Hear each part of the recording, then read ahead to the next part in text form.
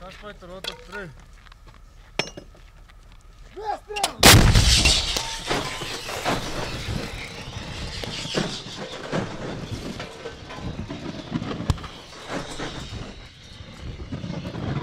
Министрликтин тапшырма буйругу менен бүгүнкү күнү кар көчкүнү мажбурлап түшүрүү боюнча Талас суу самыр автоунаасынын өтмөк ашуусунан 1-километрден 14-километрге чейин иш-чара уюштурулган. Бүгүнкү күндө 8-10 километрде кар көчкүнү мажбурлап түшүрүү боюнча иш-чара бүттү. Бүгүнкү иш-чарага биздин кызматтардан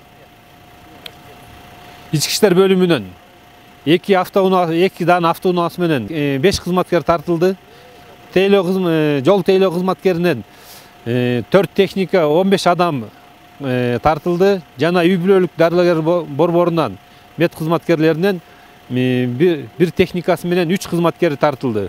Бүгүнкү күндө 3600 куб кар көчкү түшүрүлдү.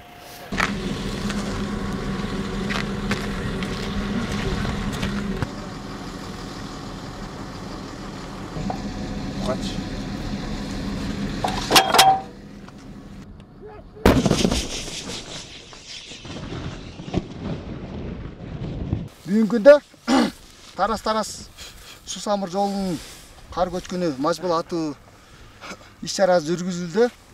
Азыр бизде кардын структурасы кызгелге өтүп калыптыр уже.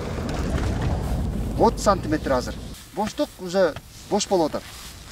Гел азыр бул жерде 70 сантиметр кардын бийиктиги. Асты бош.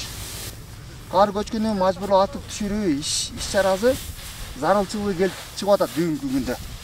Мынакей, өзүңүздөр көрүп атасыздар. Кардын структурасы бош. Гелге өтүп алган. Гел деген кыргызчасы тениңинен тоңгон кар. Мынакей, өзүңүздөр көрүп атасыздар. Мынакей, шекердей болуп, кумдой болуп, бош.